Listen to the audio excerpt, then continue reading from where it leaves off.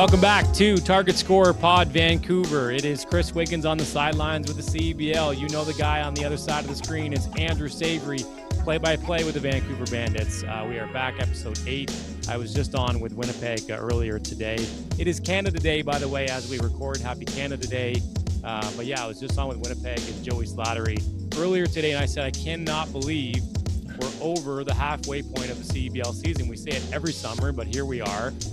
Make sure you follow along at Target Score Pod on social media, on Instagram, and then we are Target Score Podcast at Target Score Podcast on YouTube. Follow along, subscribe, like, do what you do, and get us where you get all your podcasts, Apple Music, Spotify, the works. Welcome back. First of all, first things first. The man I'm looking at and the man on the other end of the microphone that you're listening to is now a married man. So congratulations, Mr. Andrew Savory. Watch what finger you put up there. Yeah, he's How to think about it. Congratulations. You and I both missed the game on Saturday. I was covering the BC Lions. You were getting hitched. I hope everything went swimmingly. I saw some pictures and the celebrations looked fantastic. So congratulations. Thank you. It was tremendous. And I'd be lying if I didn't admit that the Bandits game did come out on a few mobile phones throughout the evening. So we were following along, and it was a nice extra wedding present. Of course, man. Of course. I saw, lots of former and current Bandits employees on the dance floor and, huddled around your cell phone or whatever watching that game. But what a way to bounce back after getting pounded by the Winnipeg Sea Bears in Winnipeg. A couple weeks later, week and a half later, they turn around and they stick it to them with a great victory. And again, I said this last week to Joey Slattery in Winnipeg. I was like, this is a must-win game for Vancouver, especially after getting hit the way they did in Winnipeg. And admittedly, didn't watch the entire game because I was in Kelowna covering the BC Lions. But I heard it was a fantastic game. Jarkel Joyner did his thing again, and Rans Brempong continues to be undefeated as we wait for Kyle Julius to get back to his hot seat. So, yeah, what a great game against Winnipeg. What were your thoughts? Well, first and foremost, I want to give the flowers to Rans. Not an easy position. Obviously, Coach Kyle is serving a 3-game suspension right now. But with Coach Rans, this is a team that's had some defensive issues throughout the year. And his first 2 professional coaching debut in the follow-up, 2-0 start. But both wins where you've held the opponent under 90 points, something the Bandits have actually rarely done throughout this year. Obviously, Kyle is obviously a coach who prides himself on defense, but they've had a few personnel changes. And this second victory, it got close at the end. Obviously, they had a double-digit lead on Winnipeg, ultimately ended up winning by 6. But you're down to Mitch Creek, you're down to Tyrese Samuel, and you find a way to get it done. Dominic Parolin back into the starting lineup. And you have to make things work with Tevin Brown, fresh off a plane, comes into the lineup. But I also want to point out to people, and I know we'll get into the Lloyd Pandy, Tevin Brown effect in a little bit, but those 2 were teammates for the exact same German Bundesliga club this past year. So they have a lot of familiarity, both former Ottawa Blackjacks as well. So there is some chemistry there coming off their most recent pro-European season. And I thought you saw it on full display. They played through Jarkel, 34 points, only 2 turnovers, 8 rebounds, 7 assists. The way he's scoring is super tremendous. Obviously, we'll see when they get Tyrese back. We're going to talk about Shamar as well, Mitch Creek back later in July.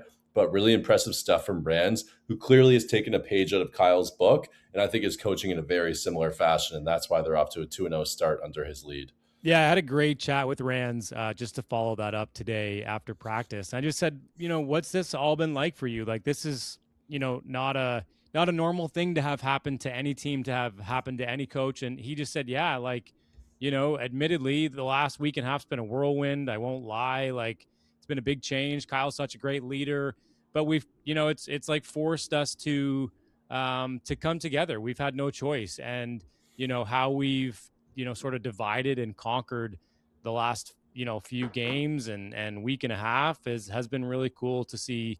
Matt, assistant coach Matt's kind of been, he's been working with Kyle over the last 2.5 years closely, in the off season too, in the office. And Matt's kind of been, integrated deeply into Kyle's system, knows it really well. So Matt is kind of taking over the offensive coordinator, if I'm making it into a football terms, role.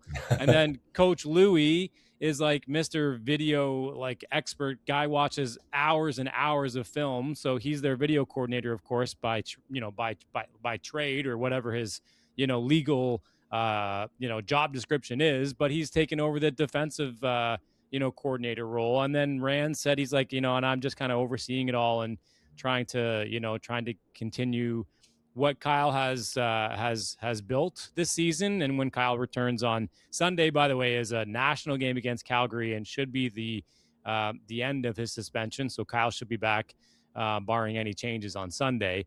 But yeah, I mean, to your point, giving Rands his flowers and can't be easy. And it's really cool to see how, this is. It's funny. Like I thought to myself today, like this is going to be that story that brings, maybe Vancouver gets to the mountaintop this year because this event and situation and weirdness has brought them all together, and the chemistry is just kind of climbing up through the roof. So yeah, I mean, great stuff from Rands. I didn't realize either that Shamar, Tevin Brown, and Lloyd Pandy all played together in Ottawa too. So there's lots of reoccurring chemistry, and I'm learning how small of a world the basketball world is. Americans, Canadians, Euros, guys play in the same leagues. They play, against each other, with each other. And so they've known each other for quite some time. And so it's really cool to see some of these names come back together. But yeah, defensively, I think Lloyd Pandy has really, really taken this team to that level that they've needed to be at, because you and I have talked about it at length. They haven't been the best defensively this season, but Lloyd Pandy is certainly helping. Certainly have not. And Lloyd Pandy, obviously, you're talking about a U Sports champion, a U Sports MVP. People often question, if they aren't as familiar with his game, like, hey, this is a guy who only averages 7.5 points a game overseas. Why is he going in the starting lineup? Why is he the first guy off the bench? But what he does both on and off the stat sheet, he's going to give you 5 to 10 points a night. He's going to come in for rebounds. I remember that Brampton game that we were both at. He's coming in maybe a 6'4", generous 6'5". And if you're a big and you bring the ball down, he is going to gridlock you immediately and try and rip it out. He can finish with either hand on the fast break, pass first type of guy, but he can also slash as well, get to the hoop. And I just think how coachable he is. He's just an absolute dream. You ask him to play a role. I'm a starter. I'm coming off the bench. He's going to do it. You're not going to get any of the nonsense behind the scenes. And I think after that big 21-point win against Brampton, it's the halfway mark of the year, and you're facing Winnipeg. It's the 2nd to 4 matches. You get each other both twice on their court, twice at LEC. You needed that game badly, and having Pandy step into the role that he did was so crucial. And now you just got to try and take one on Winnipeg's court and then close it out at the end of the season and hopefully take the West if you're Vancouver. Yeah, I'm really impressed by Tevin Brown's stat line as well against Winnipeg last Saturday. Look, like as you say, the guy comes off of a flight, gets thrown into the mix right away. Almost 35 minutes. He's like 26 seconds shy of 35 minutes. 21 points. Pretty efficient from the floor and from the land beyond as well. A couple of rebounds, couple of assists.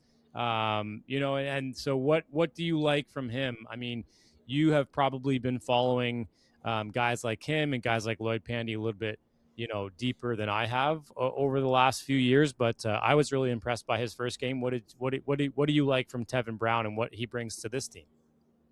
I think it's his shot making ability, but it's also that he's going to play within the offense. He's someone who can shoot off the dribble. He can catch and shoot a little bit as well. I think at 6'5", he gives you a little bit of length. The Bandits are historically a team that does like to play a little bit undersized. We heard when we were talking to Mitch, if Kyle wants me to play center, I'm going to do it. I still think this team could use another big, especially as Grant Shepard is kind of phased out of the lineup a little bit. Obviously, Shaden Smith was active against Winnipeg while they wait for Tyrese. But I don't think it's going to be sustainable if Dominic Parolin has to play too many games as a starter. And I think if Dom doesn't have it going, it would be nice to have another big who could come in there. But I think with Tevin Brown, this is a guy who averages double digits last year with Ottawa. He did the exact same thing in the Bundesliga last year with Germany. But the fact that he found a way to stay on the court, facing a little bit of jet lag, 35 minutes, 21 points, 4 of 11 from deep. But he also didn't take away from Jarkel Joyner, which I think is really important. I think obviously with the departure of a Jalen House, it was like, are we getting Jarkel or Jalen tonight? Well, against Winnipeg, you got both. You got 21 from Tevin and you got 34 from Jarkel. And that's what it's going to take to beat the top teams It's not who's going to be our alpha tonight. It's can you both produce offensively and defensively and get us this win. You didn't score 100. You didn't have to outrun Winnipeg. You only got 94. You held them to 88. And that's what it's going to take to win a championship. It's pretty crazy to see that Tevin Brown, and I know it's only about 30 seconds or maybe 60 seconds, but it's kind of crazy to see Tevin Brown have more minutes than Jarkel Joyner against Winnipeg. And yeah, you mentioned it. Jalen House has gone on to pursue different basketball endeavors, whether that be, in the United States or overseas. That's yet to be determined. But I mean, I actually thought, and I said this on this podcast on Winnipeg's show too, I actually thought he never really fit the culture. I thought there were a few times where he was a bit pouty on the end of the bench, and there was some disagreements with him and Kyle that were, from my perspective, behind the bench, listening into timeouts. We're not very great. I thought it was a little toxic. So, Jalen leaves and Jarkel Joyner, Jalen was great. And he set a new, Vancouver Bandits points in a game record. But I think it's only a matter of time until we get that from Jarkel Joyner. Like, he's been unbelievable. And I had a chance to talk to him at practice today, too. I didn't realize that Tyrese Samuel put on his recruiting hat to get Jarkel over the finish line. I know he was on Kyle's radar, but it was interesting. Jarkel was kind of joking today that Tyrese kind of got him over the finish line. And yeah, he's taken over as the go-to guy. A couple of 905 alum, and I think you and I have talked about it a few times, but Jarkel, obviously, he just always has a positive demeanor. And I think we were going to talk about those huddles. You're facing a 7-0 run from the other team. Maybe you're down double digits. He doesn't lose his composure. I think this is someone who's built for the big game. And I think the fact that he comes in roughly around the quarter mark of the season, and now we're at the halfway point, top 5 in league scoring. He's also top 10 in 3-point accuracy. He's hitting nearly 3 a night, and he's making his teammates better. I think that's something that sometimes Jalen House sacrificed. He can produce for you on offense, but is he going to make people better? And I think Jarkel gives you that because he knows when to turn it on. We've seen a number of target scores start where the Bandits stutter. We saw it a little bit against Brampton. We saw it against Kelowna.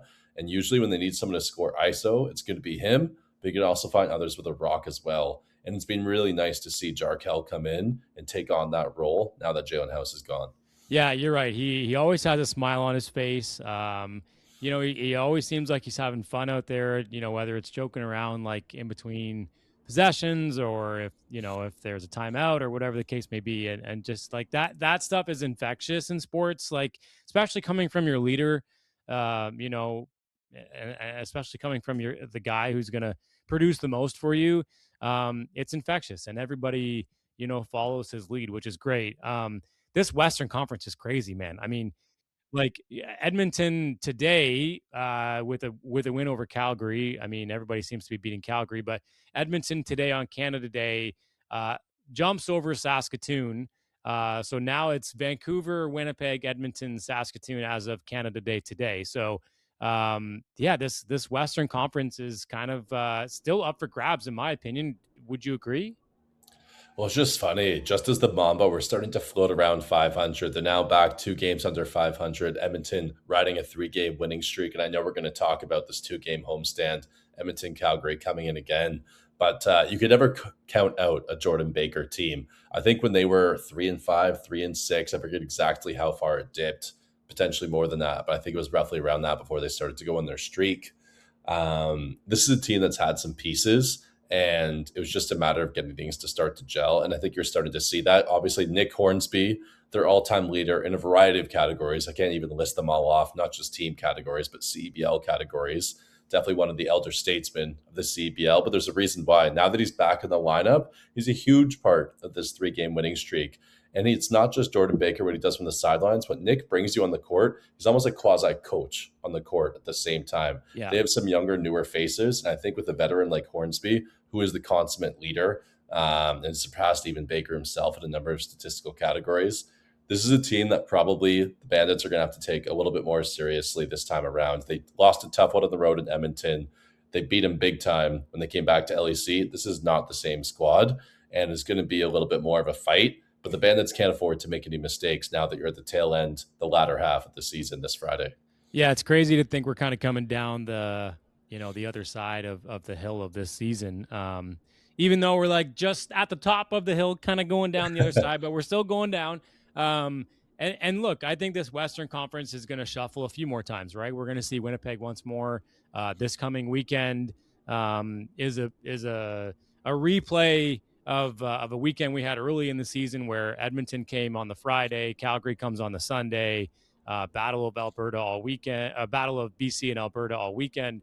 But yeah, to your point, I don't think you can take any team lightly in this league. Maybe with the exception of Calgary this season, but you never know. Like maybe they show up, and randomly hand you a loss when you don't really need it at the worst time. So you can't really take any team lightly. But yeah, it's going to be another. It's going to be another important weekend in the West because we've got Edmonton and Calgary in town this weekend. Who's Winnipeg playing this weekend? I know I was just talking to Joey about that today. I can hear your keyboard hammering away. I'm looking at it as well. Winnipeg is in Edmonton on July 5th. Okay, so that's Monday. No, that's also Sunday.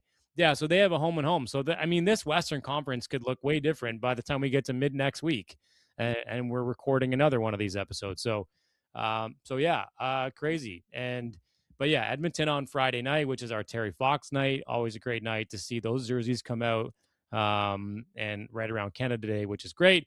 And then our CBC game, our first of two national games this year in Vancouver against Calgary. And I know at the start of the year when they were looking at the calendar and they went, okay, where are we going to put our CBC games? How about halfway through the year with Vancouver and Calgary? It's going to be must-see TV, and Calgary's now 1-13, 1-12, 1-13. So it's just crazy to see like that happen when they would have planned for that game to be a banger, and it could be a great game, but in the grand scheme of things, it's kind of meaningless in the Western standings. I don't think anyone would have predicted the result of No, what this season is. Obviously, no. we hope they can kind of start to inch a little bit back and salvage what they can. Obviously, Coach Diavero coming in for Perry Huang, and just a really tough start to the head coaching career of Perry, and someone who was quite pleasant to work with. Obviously, we got to hang around him on the sidelines for his one visit to LEC. But for this team, you're just trying to salvage a little bit of dignity. You start 1-12. You have that one win. You're back on another losing streak after picking up that win. It's not the culture that Ruggsy's accustomed to. You're talking to someone who has gone to a CBL Western Conference Championship, losing in Montreal, and then going to the CBL Finals last year. Rugsy was probably hoping to report and fight for a championship. It just does not seem like it's going to be the case this year for Miller Moore. So at this point, I do agree with you that this is a team that I could see them taking something off of a contender in the home stretch, because if you're caught napping, they're probably going to come and punch you in the mouth because they know they're getting disrespected. They know teams could probably think they could put a B squad against them, but you have to be careful with Calgary. I don't think you can ever take a Calgary team lightly. It's a team, a culture, and an ownership group that really wants to win, and they like to be innovative. So Vancouver's going to have to be careful on Sunday as well. Yeah, 7 o'clock on Friday night, and then 12:30, a midday matinee between the Calgary Surge in town against the Vancouver Bandits, which is our Indigenous celebration night, which is always a great night too. So that'll be probably a good crowd for a Sunday afternoon, which is awesome. I actually thought we might see another Scarborough loss today. Again, we're recording on Canada Day. There were two games today. Crazy fourth quarter. Yeah, crazy fourth quarter. Montreal in Scarborough, and Scarborough hits a game winner, and they win by 2. But I just realized they're going back to Montreal in a couple of days, and so it's a home and home with Montreal and Scarborough. Although Scarborough did not have Miles Powell today, so maybe that is a factor. I would like to think so, and I imagine he'll be back on the 3rd when they play in Montreal. But you never know. Never know. Yeah, and I just want to give him a quick shout out because I know Bandits fans have only seen him once. So we'll wait for what that next matchup between Vancouver and Scarborough is. But I do think, I know Tyrese, our guy, reigning Canadian Player of the Year, I think Frank Mitchell has a legitimate shot at 6-man and Canadian Player of the Year. I think right now, especially with games played, what he's doing, first guy out the bench, he's got better rebounding numbers. The points are slightly lower, but I think you could be looking at someone who takes the mantle for both. And looking at Scarborough today, they outscored Montreal 30-15 in the fourth quarter. Montreal just kind of blew it. There's no better way to put it. And Scarborough looks pretty unstoppable right now. There's a lot of NBA pedigree guys, Jay Yeah. Scrubb, Yeah. Miles Powell. There's others that I'm missing as well.